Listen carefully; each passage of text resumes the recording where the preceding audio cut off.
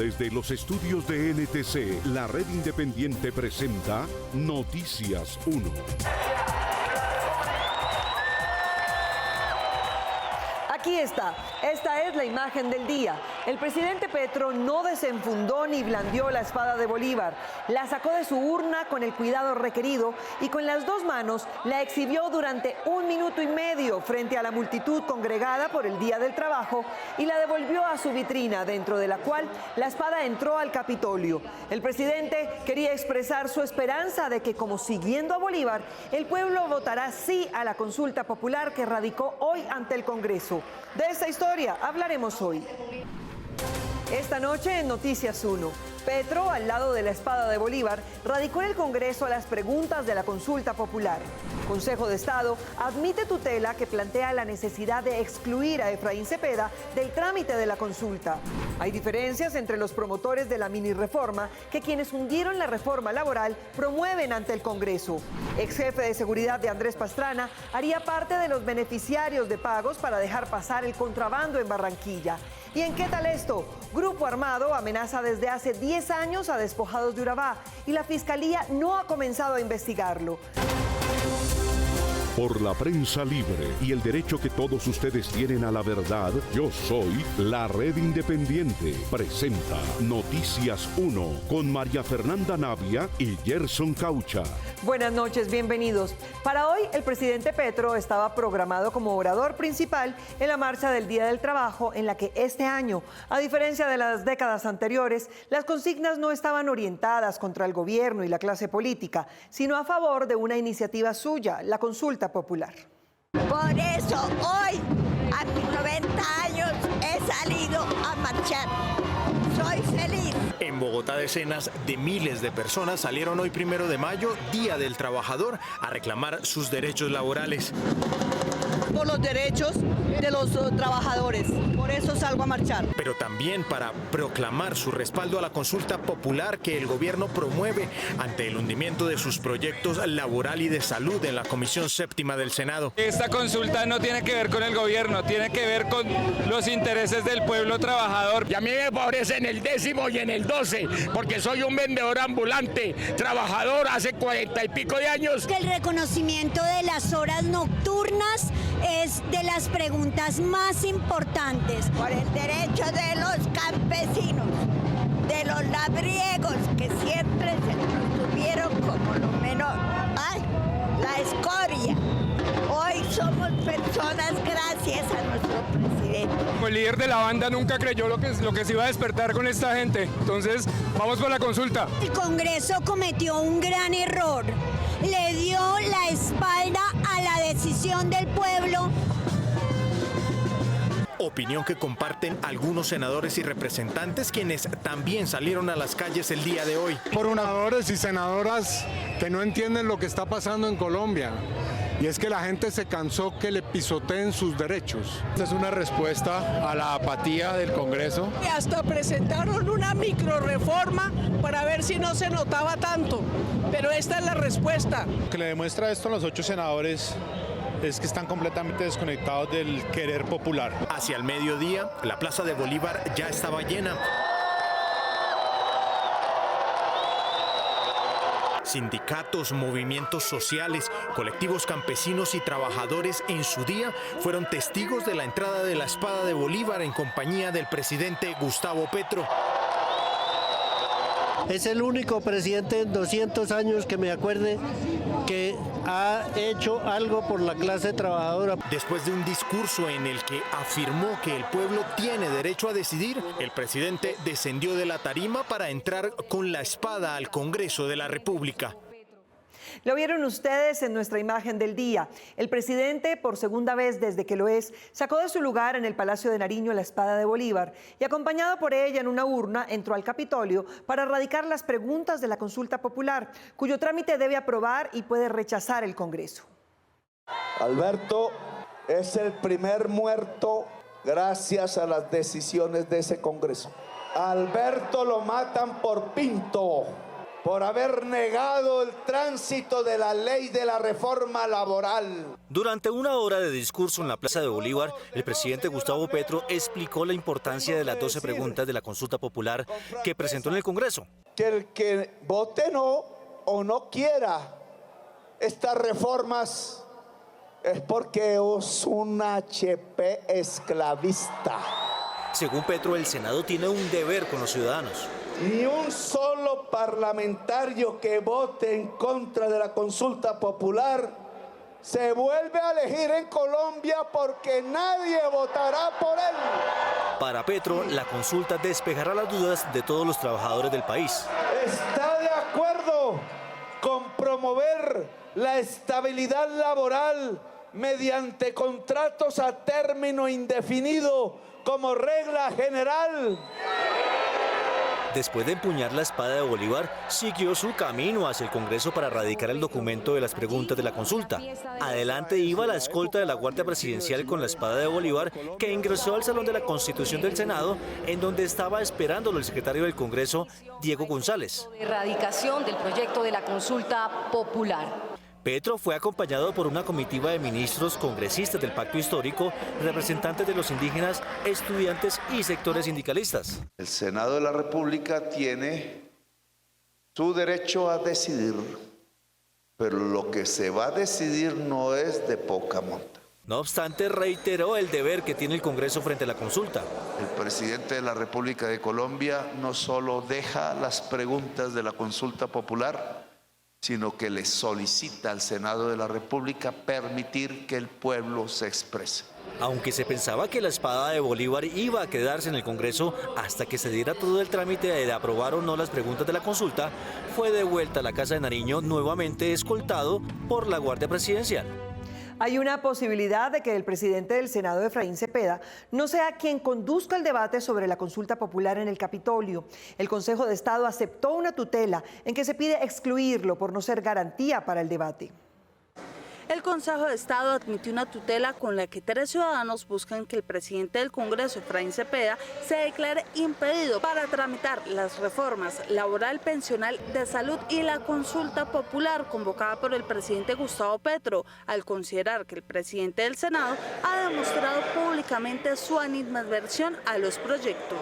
Y nos evitamos la plata. En el rol que ha desempeñado Efraín Cepeda como opositor del gobierno y de las reformas sociales, que no son solo reformas políticas, si es que lo quieren ver como una división partidista, es solo un ejercicio contra un pueblo que requiere y que reclama una serie de protecciones y una serie de avances para tener una vida más digna. En la tutela también se pide que se disponga que la consulta popular se discuta en la próxima sesión plenaria del Senado y se tramite con celeridad, transparencia y respeto a los plazos establecidos en la ley. Como momento del pueblo, pues hemos decidido tomar las riendas de ese destino y de ese futuro para que realmente Colombia pueda aspirar y tener una esperanza de una vida más justa, más digna, más confiada y más esperanzada en construcción de tejido social y de paz. Por otra parte, Tejada solicitó que se pida al Congreso un informe sobre el estado actual del trámite de la consulta popular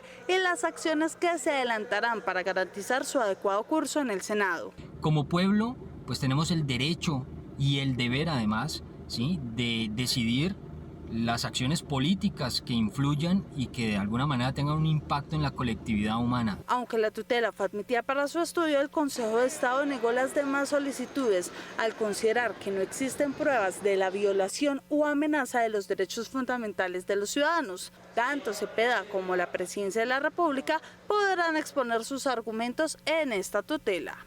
A partir de la erradicación de las preguntas de la consulta en el Congreso, este inicia su cronograma de un mes para convertirse en ley de convocatoria a las urnas. El presidente del Senado tiene la potestad para escoger los ponentes y parte de la metodología de la discusión.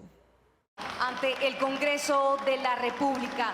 Una vez el presidente Petro radicó las 12 preguntas de la consulta popular en el Congreso, el Senado comenzará un nuevo trámite legislativo para aprobar o no el proceso consultivo. Para que, de conformidad como lo establece la ley, el Senado de la República emita un concepto que puede ser favorable o no y le dé el aval para que pueda ejercer y llevar a cabo la consulta. Según el secretario del Senado, Diego González, los tiempos establecidos en las normas son claros. En el Congreso tendrá un mes para que pueda emitir ese concepto y el presidente pueda saber si puede o no someter a consulta popular estas preguntas. Advirtió que puede haber varios caminos a partir de ahora, pero que dependerá de lo que disponga el presidente del Senado, Efraín Cepeda, público opositor a la reforma del gobierno Petro. La dinámica pues está por establecerse, la establecerá, como le reitero, el presidente de la corporación y podrá hacer un informe que presente, por ejemplo, una comisión que él designe para que la plenaria vote favorable o desfavorablemente esa posibilidad. ¿Pero qué pasaría si el Senado aprueba o si niega la consulta popular? Si se niega, el presidente de la República no podrá acudir a este tipo de iniciativa popular, tendrá que buscar otra iniciativa. Y si es favorable, quiere decir que le estaría dando al Gobierno Nacional la posibilidad de que presente esto y adelante todo con la registraduría para poder llevar a cabo esta decisión del pueblo colombiano. En cuanto al número requerido en la plenaria del Senado, la ley no establece una mayoría calificada. Es decir, que dependiendo del número de los asistentes a esa plenaria, se requerirá la mitad más uno para aprobar o no el concepto que se emita de la consulta popular. Cierre, registro y anuncie el resultado. De conseguirse los votos necesarios en el Senado, a partir de ahí el Gobierno Nacional tendrá 3 meses para convocar mediante la registraduría la consulta en la que deberán participar mínimo 13.600.000 votos y la mayoría de ellos aprobar las preguntas.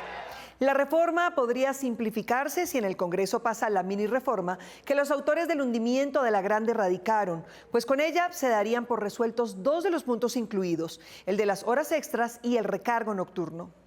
Aunque el gobierno no comparte la mini reforma laboral del Partido Liberal que rescató 2 de los 74 artículos de la iniciativa original del gobierno, la jornada nocturna desde las 7 de la noche y el pago completo de dominicales y festivos, envió mensaje de urgencia al Congreso para acelerar su trámite. El balón se lo pateamos desde aquí. Según el senador Alejandro Chacón, la reforma que se discutirá no tiene excepciones en los recargos nocturnos, como las que proponía el senador Pinto, quien participó en el hundimiento de la reforma laboral en la Comisión Séptima del Senado. Excluir los restaurantes, los bares, pues entonces pues nada estamos haciendo, porque el proyecto nuestro no trae secciones, trae a las 7 de la noche. Y la ponencia del doctor Pinto trae 8 de la noche al pago de las horas extras. Sin embargo, los pequeños empresarios que generan más del 80% de los empleos aseguran que la propuesta del Partido Liberal no resuelve el problema de la informalidad.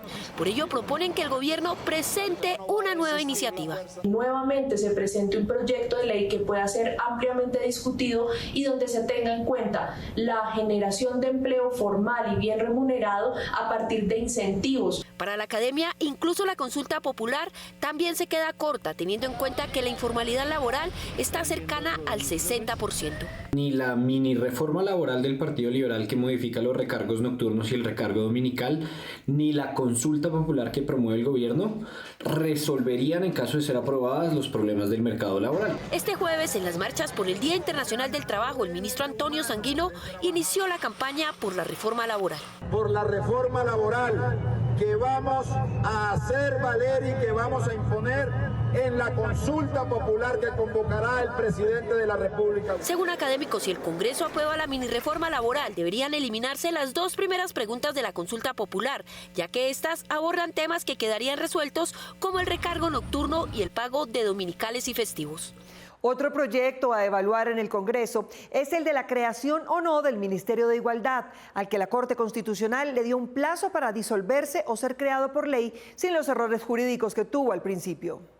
Nos caminamos el país y sabemos lo que pasa en muchos territorios.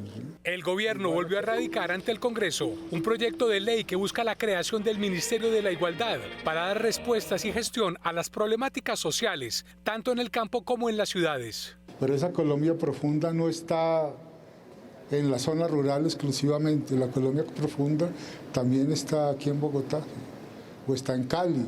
El Ministerio de la Igualdad fue creado en 2022 y ha sido criticado por su baja ejecución presupuestal. Es una tarea que ya se hizo, pero hubo una dificultad de forma por la cual la Corte Constitucional le puso una fecha al Ministerio y nos dejó abierto el camino para presentar un nuevo proyecto de ley. Congresistas que provienen de territorios marginados respaldan la iniciativa. ¿Con qué criterio hoy se dice que no necesitamos un Ministerio de la Igualdad y la Equidad en el país más desigual del planeta?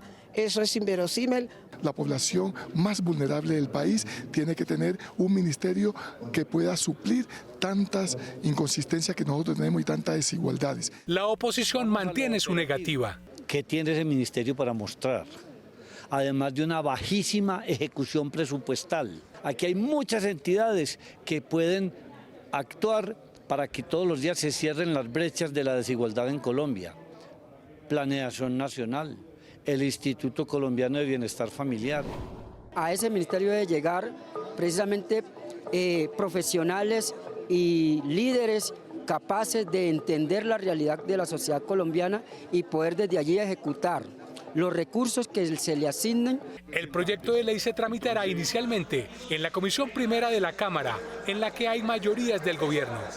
Quien fuera jefe de seguridad del presidente Andrés Pastrana no se retiró de la policía, sino que consiguió ser nombrado como subdirector de la Policía Fiscal y Aduanera, en la que solo en Barranquilla se repartían hasta 8.000 millones de pesos al mes en coimas de los contrabandistas. Un testigo protegido de la Fiscalía aseguró que el mayor Andrés Felipe Montoya, jefe de la Polfa Barranquilla entre 2019 y 2021, recibía entre 1.800 y 8.800 millones de pesos mensuales, que eran distribuidos en diferentes porcentajes entre el oficial, un suboficial y varios funcionarios de la DIAN. Pues era muy variado, la verdad, entre 450, 500, 800, 1.200. Hubo una semana que fue como de 2.200 millones. El testigo señaló que el entonces subdirector de la Policía Fiscal y Aduanera, el coronel Faxi Ramírez, quien también fue jefe de seguridad del expresidente Andrés Pastrana, también recibía dinero cuando viajaba a Barranquilla. Había un coronel que se llama Faxi.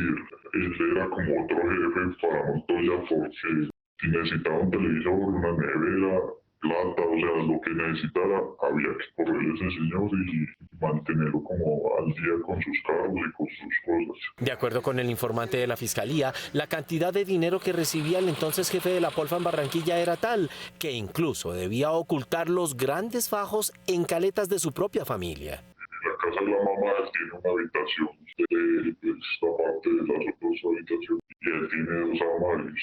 Uno de los armarios trae como dos huecos a los lados de los cajones. Yo le quité la tapa al cajón, volví el dinero con vinipé y los metí ahí a los lados. También señaló que además de la mamá del mayor Montoya, su hermano y su cuñado también recibían dinero ilícito para esconder. El señor José Montoya es el hermano del mayor Montoya. Él se le colocaban consignaciones semanalmente de 10, 15 millones de pesos.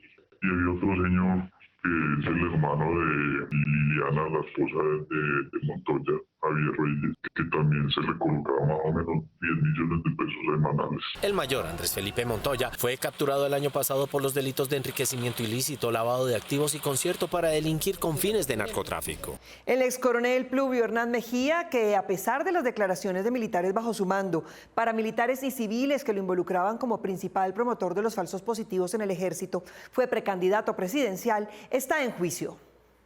Conservo la dignidad y el honor. Durante 2 días, el excoronel Publio Hernán Mejía decidió declarar en la fase final del juicio adversarial que enfrenta en la JEP por la ejecución extrajudicial de 72 personas que fueron presentadas por él como acciones de guerra del batallón La Popa de Valledupar, que comandó entre 2002 y 2004. No era función del comandante del batallón recoger muertos y nunca emití una orden que correspondiera a esa tarea.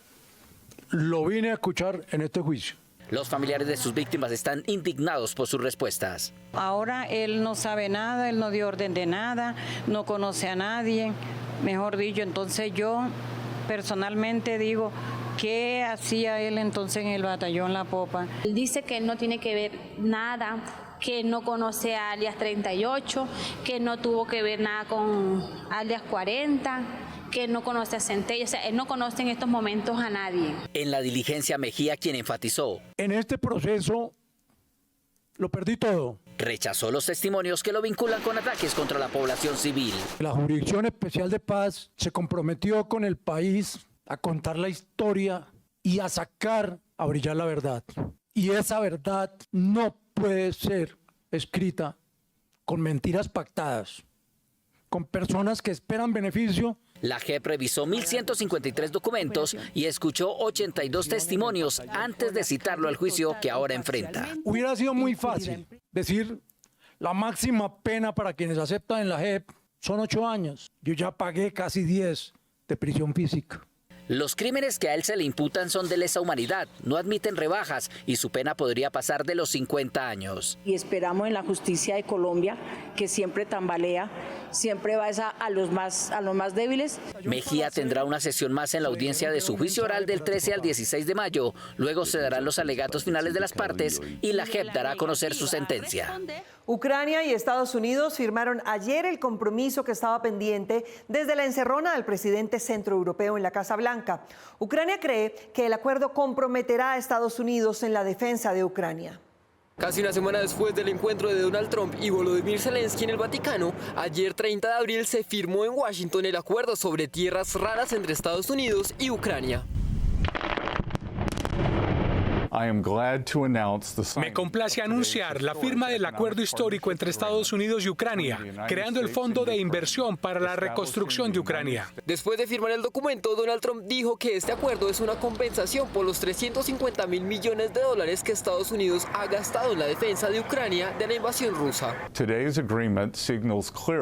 El acuerdo de hoy señala claramente a los líderes rusos que la administración Trump está comprometida con un proceso de paz centrado en Ucrania libre, soberana y próspera.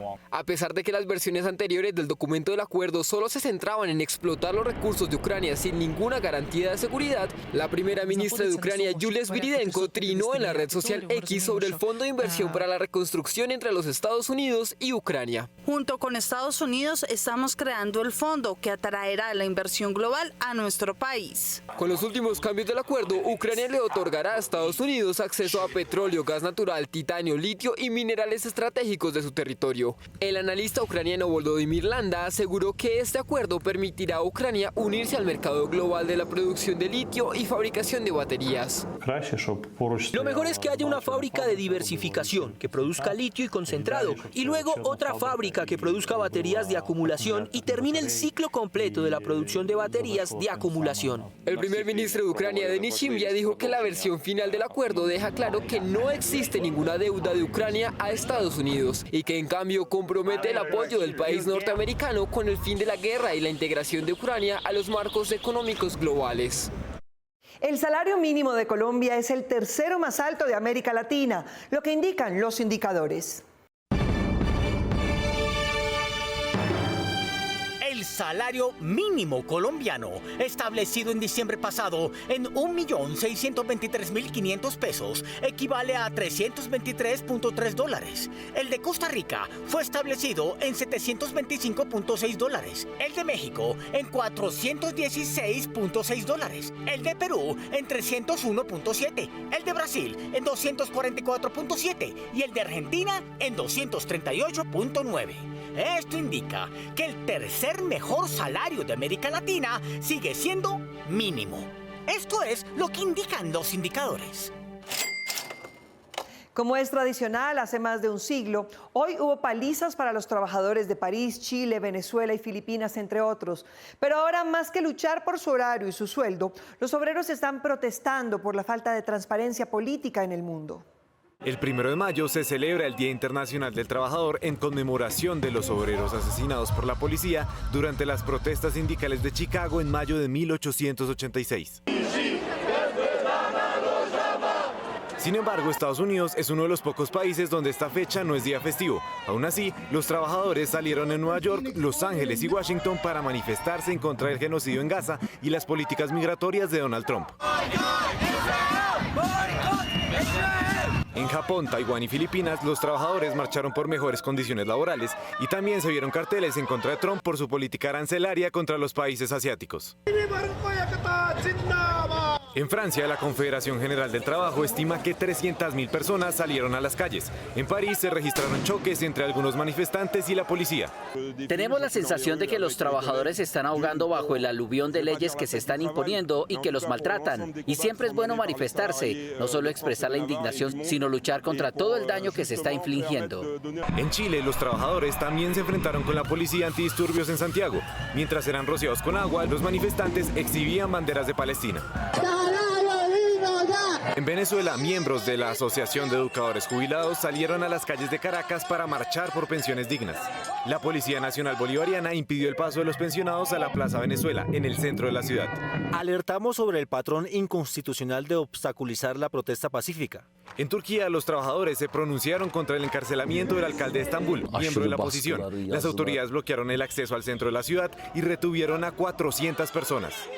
Analizando píxel por píxel la imagen de un documento de identidad, la aplicación que diseñó un colombiano está en capacidad de detectar la cédula falsa con la que se podría estar ejecutando un fraude. En 2024, el 19% de los colombianos fue víctima de delitos cibernéticos, según una encuesta realizada por la firma Dinata. Una empresa colombiana utiliza inteligencia artificial para identificar documentos falsos, con el fin de reforzar los procesos de verificación de las entidades financieras. Revisamos píxel por píxel cada detalle del documento de identidad y lo comparamos y decidimos si ese píxel es real o es de una cédula falsa. Científicos de datos entrenaron un modelo de inteligencia artificial que actúa como un asistente virtual. Este modelo verifica la veracidad de los documentos a través del análisis de datos visuales, conocido como Computer Vision. Usamos motores de Computer Vision para validar que la foto del documento de identidad de la cédula no haya sido tomada de una fotocopia o de la pantalla de un computador, que realmente el plástico lo tiene en la mano. Un estudio de la firma Nasdaq encontró que las estafas financieras causaron pérdidas globales por 500.000 millones de dólares, una cifra superior al Producto Interno Bruto de Colombia en 2024. El externado, catalogado como la mejor fábrica de abogados del país, tuvo ayer una ceremonia para conmemorar los 41 años del asesinato del ministro de Justicia, Rodrigo Lara, e invitó al hijo de su asesino, el peor colombiano de la historia, Pablo Escobar, pero al final no asistió. 41 años atrás fue el primer golpe del cartel de Medellín que conmocionó a Colombia, el asesinato del exministro Rodrigo Lara Bonilla, crimen que permanece en la impunidad. El paso del tiempo en muchas ocasiones permite establecer elementos que en otras épocas era incluso prohibido o vedado, o que generaban ciertas advertencias y amenazas. La ministra de Justicia, Ángela María Buitrago, asistió al acto de conmemoración por el aniversario del asesinato del exministro Lara Bonilla. No solamente la historia les debe mucho, sino que ellos comprometieron todo, hasta su vida, por la justicia. La Universidad Externado de Colombia, para la conmemoración, resolvió invitar al hijo de Pablo Escobar, que ahora funge como productor audiovisual, para que proyectara el video que hizo con Jorge Andrés Lara, uno de los hijos del jurista asesinado por Escobar. El documental era sobre los últimos años de Jorge Andrés, sus ideas y su lucha por la verdad, por la memoria y por la búsqueda de justicia del asesinato de su padre, Rodrigo Lara Bonilla. Pues se vuelven a mover las fibras, parece que no avanzamos mucho, pero bueno, aquí hay una historia tremenda, muy poderosa. En el documental se evidencia una relación del hijo del jurista con el hijo de su asesino Pablo Escobar. La sobrina de Lara fue la única en el evento que aclaró que los dos personajes no están al mismo nivel. No es equiparable. Entre los asistentes al documental, Lara, el hombre que intentó salvar a Colombia, estuvo también el periodista Fabio Castillo, autor de Los Jinetes de la Cocaína, editado en 1987, y el primero que sacó a la luz el actuar criminal del cartel de Medellín. Gran parte eran los archivos de Rodrigo Lara que me regaló y gran parte también trabajos que se lo hicieron en el momento que daban un contexto de lo que estaba pasando. Por dicha obra, Castillo fue amenazado y tuvo que abandonar el país. 10 años de exilio nada más. Castillo, sin mencionar la idea de la primera facultad de Derecho del país, piensa que en Colombia aún permanecen los que provocaron la muerte de Lara. La demostración de que el maridazgo entre política, narcotráfico y corrupción es eterno. Es el gran problema que tiene Colombia y es lo que tiene apabullada en la impunidad a este país. Para Castillo, la historia de Colombia hoy tiene los mismos apellidos en el narcotráfico y en la política. Una iniciativa para crear un marco de protección para las personas trans estuvo a punto de hundirse en el Congreso por la renuncia de su ponente, pero llegó un ponente voluntario para su segundo debate en la Cámara. El reciente asesinato de la mujer trans Sara Millerey en Bello, Antioquia, revivió en el Congreso la necesidad de una ley que brinde garantías a una población tradicionalmente marginada y sin protección legal. Pretende crear un marco de protección para el acceso a derechos de las personas trans y no binarias. El país no cuenta con leyes de la República específicamente direccionadas a garantizar derechos a las personas trans y no binarias. La iniciativa, que va para segundo debate en plenaria de Cámara, tiene ponentes de todos los partidos, pero quien representaba a los liberales renunció a la designación. Yo no sé cuáles son las razones por las que la representante Karime Cotes renunció a la ponencia. Lo que no puede pasar es que el Partido Liberal se quede sin ponente en semejante discusión trascendental para el país. Lozada asumió la representación de su partido, mientras Karime Cotes no fue ubicada para dar sus explicaciones.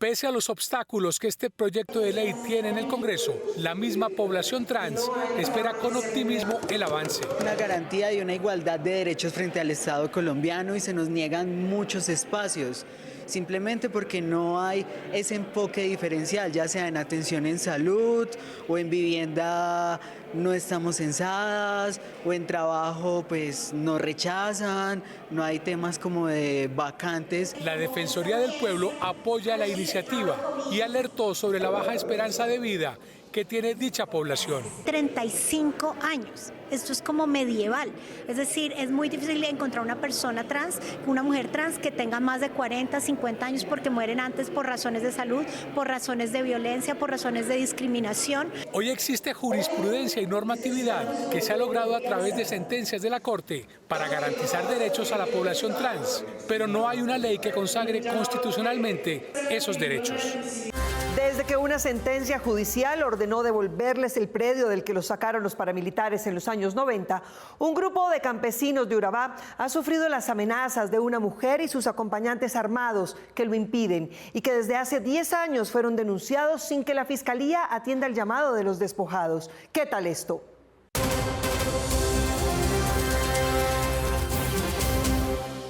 La hacienda Monteverde, ubicada entre Chigorodó y Belén de Bajira, Chocó, está conformada por más de 3.000 hectáreas, propiedad de la familia Moreno, dueños de la empresa Todo Tiempo, dedicada a la ganadería y a la agricultura, desde las épocas más violentas de Urabá. Adquirieron en momentos de violencia, en momentos que el campesino no tenía la posibilidad de decidir si quedarse o tenía que irse, porque en ese momento era la oleada paramilitar en la zona. Las familias reclamantes de los predios despojados sostienen que María Teresa Moreno los ha amenazado de muerte. Porque es que esto es una propiedad privada. Pese a que los jueces les han dado la razón de que las tierras les pertenecen y deben devolverlas. Con gente armada hace que modifiquen los linderos cuando le van a entregar las tierras a los campesinos.